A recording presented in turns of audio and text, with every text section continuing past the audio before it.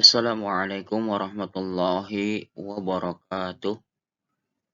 Anak-anak sekalian, siswa-siswi kelas 8 yang Bapak banggakan bertemu kembali dengan Bapak pada pelajaran IPA. Alhamdulillah, untuk hari ini kita masih melanjutkan pembelajaran IPA bab 1 mengenai sistem gerak manusia. Sebelum kita lanjut, mari kita awali dengan membaca basmalah terlebih dahulu. Bismillahirrahmanirrahim.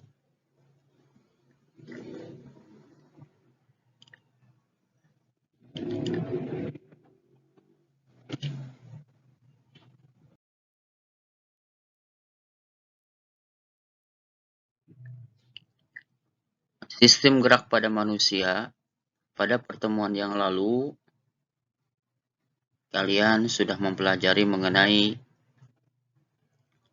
penyusun rangka manusia, kemudian bagian-bagian daripada rangka manusia. Ya, jadi untuk hari ini masih kita berhubungan dengan sistem gerak pada manusia.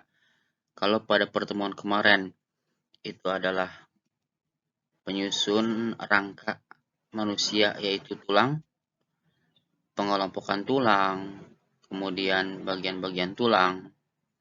Dan pada kesempatan kali ini kita akan lanjutkan ke pembelajaran mengenai persendian. Baik, menurut jenisnya, sendi dibagi menjadi dua bagian atau dua macam. Pertama, sendi kaku. Sendi kaku ini yang sifatnya kaku ya. Sendi kaku adalah sendi yang sifatnya kaku atau sedikit gerak dan berfungsi sebagai penghubung antar tulang. Contohnya sendi penghubung tulang tengkorak ini ya di sini. Nah, ini yang menghubungkan tulang dahi dengan tulang ubun-ubun ya. Ini adalah sendi kaku. Nah, kemungkinan pada sendi ini hanya terjadi pergerakan sedikit ya. Kemudian yang kedua ada sendi gerak, yaitu sendi yang menghubungkan antar tulang dan dapat digerakkan. Contohnya sendi engsel penghubung antar tulang hasta dan pengumpil dengan tulang lengan atas. Ini tulang lengan atas ya. Ini tulang hasta dan tulang pengumpil. Ya, di sini penghubungnya atau sendinya ini sendi gerak ya.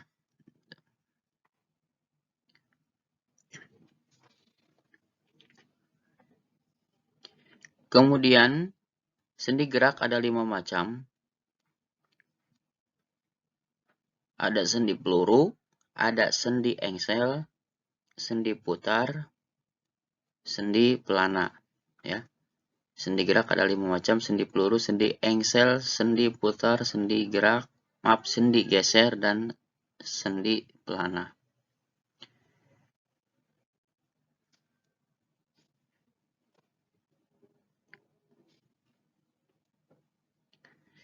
Sendi peluru adalah sendi yang memungkinkan untuk bergerak hampir ke segala arah. Contohnya sendi antara tulang paha dengan tulang panggul. Perhatikan gambar ini. Ini tulang panggul ya. Ini tulang panggul. Nah, ini paha, tulang paha. Ini sendi. Jadi sendi itu kemarin secara sederhananya oleh Bapak bisa dikatakan sebagai perekat atau lem antar tulang yang satu dengan tulang yang lain gitu ya. Ini.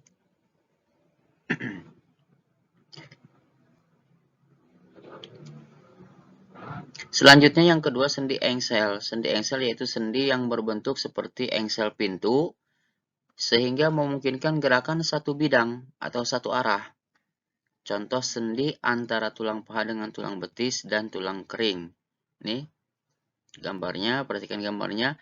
Ini tulang paha atas, ini tulang betis dan tulang kering ya.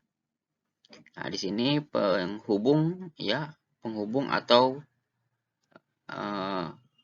sendinya ini sendi engsel. Ya, hanya mampu atau hanya bisa melakukan gerakan satu bidang atau satu arah saja.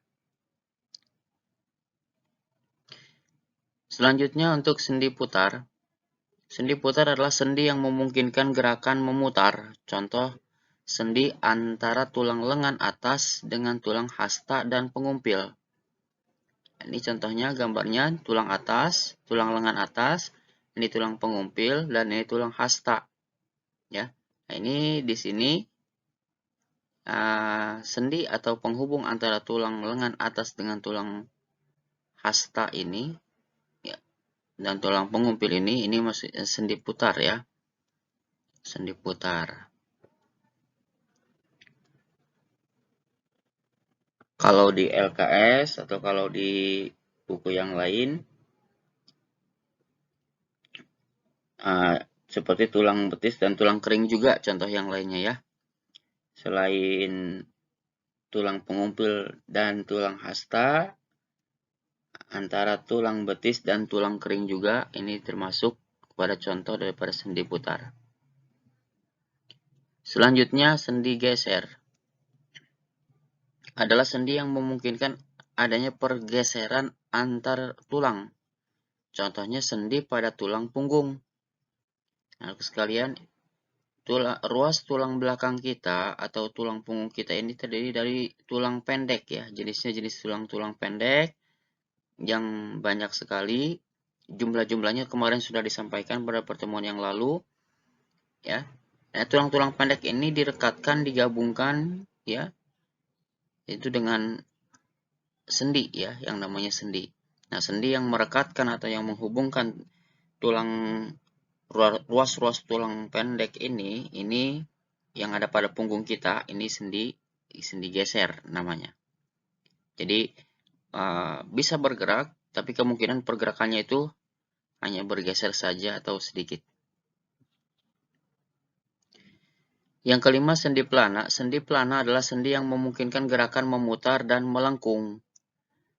Sendi yang memungkinkan gerakan memutar dan melengkung. Contohnya sendi pada ibu jari. Anak sekalian, ini gambarnya. Ini ibu jari kita. Ini sendinya ya. Sendi pada ibu jari kita ini seperti begini. Pelana. Bentuknya bentuk pelana. Jadi sendi yang memungkinkan gerakan memutar dan melengkung. Ini sendi pada ibu jari kita. Nah, ini anak sekalian, ini untuk persendian ya. Untuk persendian bisa, untuk tambah-tambah informasi bisa kalian baca-baca LKS-nya atau sumber-sumber informasi lainnya.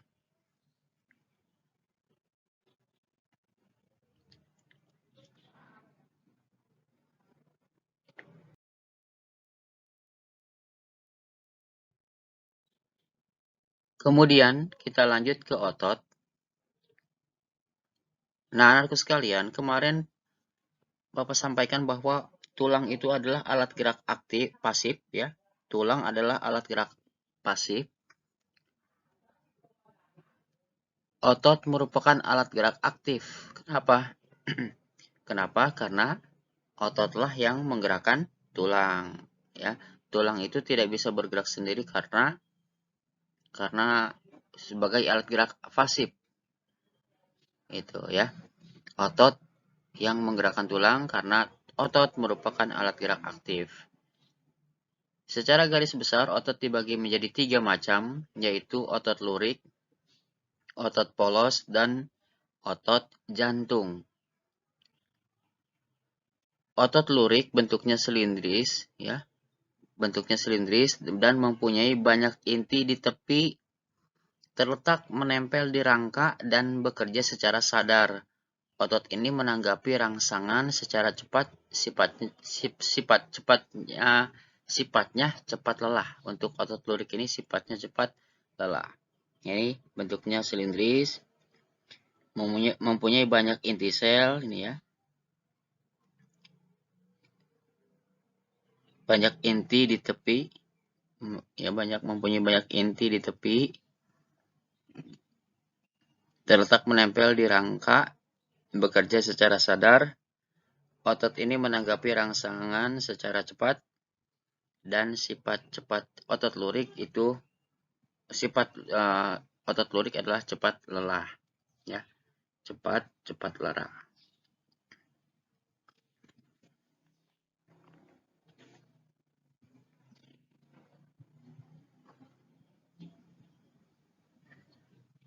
Kalau untuk otot lurik ini ya, untuk otot lurik ini, anak-anakku sekalian, merupakan otot yang berfungsi dalam melakukan pergerakan ya. Jadi otot yang berfungsi dalam melakukan gerakan adalah otot lurik ini ya. Makanya di sini disampaikan otot ini menanggapi rangsangan secara cepat, dan sifat otot lurik adalah cepat lelah karena emang banyak melakukan pergerakan. Kemudian yang kedua, otot polos. Bentuknya gelondong dan mempunyai inti di tengah. Bentuknya gelondong dan mempunyai inti di tengah. Merupakan pembentuk organ pencernaan, dan bekerja secara tak sadar, sifatnya tak cepat lelah. Ini otot polos anak-anak sekalian, ya. Gambar otot polos di sini.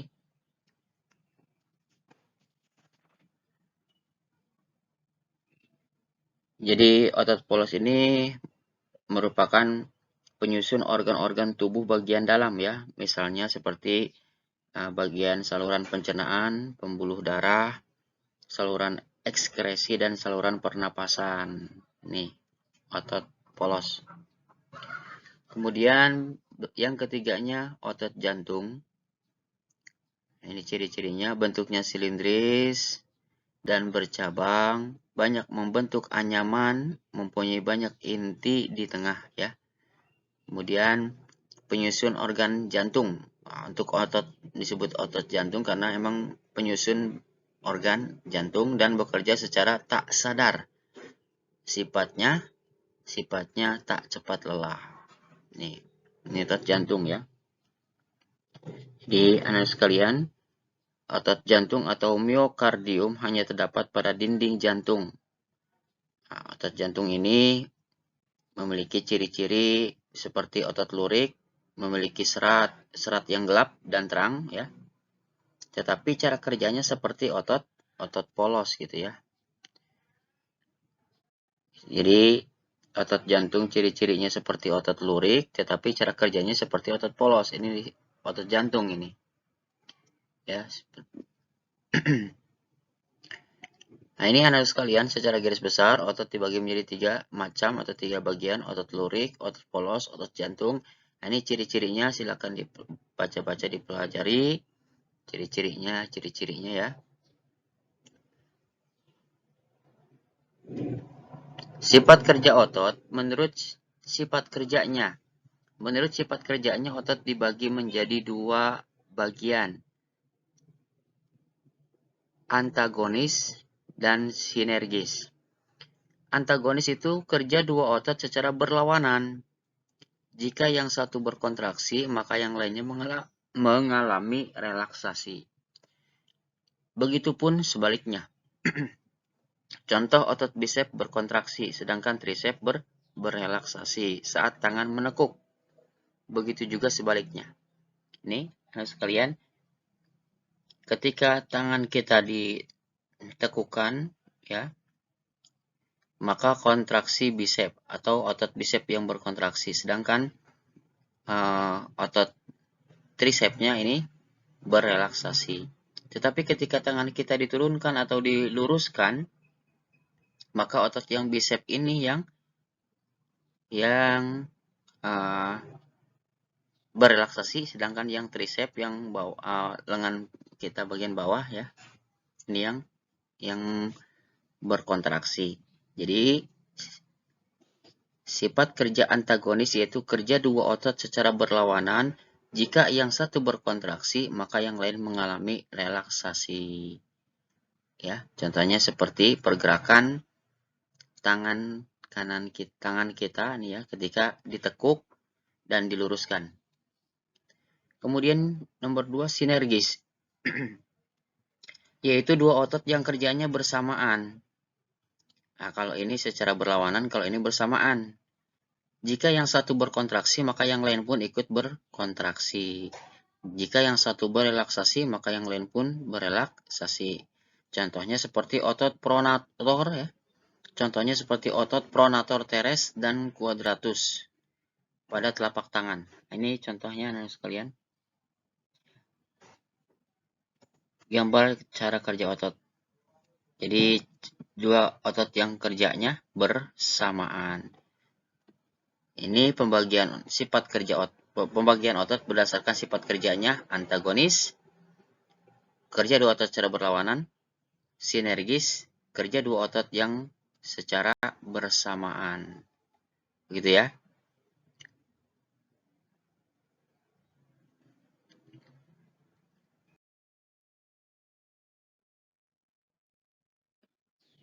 Kemudian gangguan pada sistem gerak. Rickets merupakan kelainan yang diakibatkan oleh kekurangan zat kapur, fosfor, dan vitamin D. Jadi penyakit rickets ya. Rickets ini penyakitnya merupakan kelainan yang diakibatkan oleh kekurangan zat kapur, fosfor, dan vitamin D. Kelainan ini mengakibatkan kaki berbentuk huruf O, ini perhatikan gambarnya, atau huruf X. Kemudian gangguan pada sistem gerak berikutnya adalah osteoporosis. Osteoporosis penyakit ini disebabkan karena tiadanya hormon estrogen atau pembantu penyerapan kalsium, sehingga penyerapan kalsium pada tulang terganggu, akhirnya tulang menjadi keropos.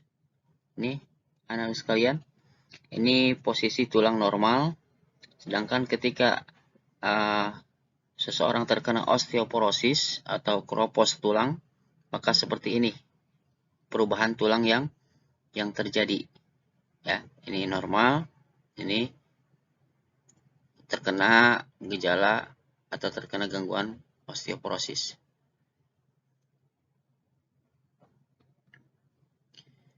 Patah tulang atau fraktura adalah penyakit yang diakibatkan oleh patahnya tulang karena cedera. Fraktura dibagi dua, yaitu fraktura terbuka, tulang keluar dari kulit, dan fraktura tertutup, yaitu tulang patah tetapi di dalam daging. Seperti ini, contohnya anak sekalian. Ya, di sini tulang patah tetapi tidak keluar kulit. Ya. Nah, kalau tidak keluar kulit. Kalau yang ini, yang fraktura terbuka ini tulangnya keluar dari kulit nih, seperti pada gambar ini.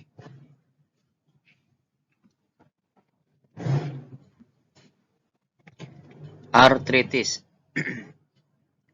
Artritis merupakan peradangan pada sendi yang disebabkan karena membawa beban terlalu berat. Ya, merupakan peradangan pada sendi yang dikenakan karena membawa beban terlalu berat. Seperti begini bentuknya, ini sekalian ya. Lihat bagaimana perubahan yang terjadi pada tulang dan rangka seseorang. Seperti ini. Kemudian gangguan pada sistem gerak lainnya lepas sendi.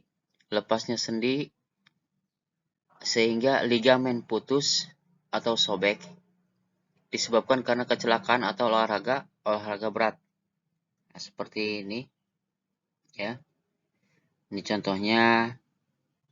Makanya anak sekalian, ketika kita berolahraga, berhati-hati jangan sampai kebablasan ya. Artinya tetap dalam penjagaan dan tetap dalam kehati-hatian, kewaspadaan, sehingga tidak terjadi yang namanya gangguan pada tulang kita ataupun pada sendi kita ataupun pada otot kita. Ini anak sekalian ya.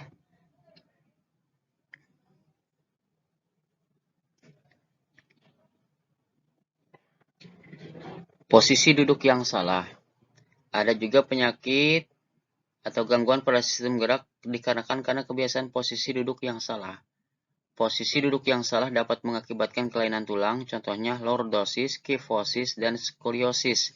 Kelainan tersebut terjadi pada tulang punggung. Perhatikan gambarnya. Ini normal, ini lordosis, kifosis, skoliosis.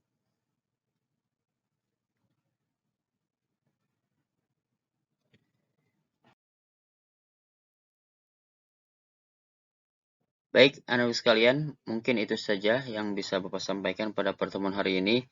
Silakan kalian untuk lebih jelasnya, lebih lengkapnya, lihat materi yang ada di LKS ataupun di sumber-sumber materi dan sumber-sumber informasi yang lainnya. Mudah-mudahan niat dan usaha kita dalam menuntut ilmu di pembelajaran jarak jauh ini senantiasa mendapatkan ridho dan berkah dari Allah Subhanahu wa taala. Amin ya rabbal alamin. Tetap semangat, tetap jaga kesehatan.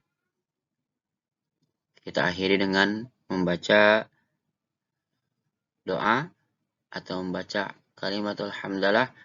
Alhamdulillahirabbil alamin. Terima kasih, mohon maaf. Wassalamualaikum warahmatullahi wabarakatuh.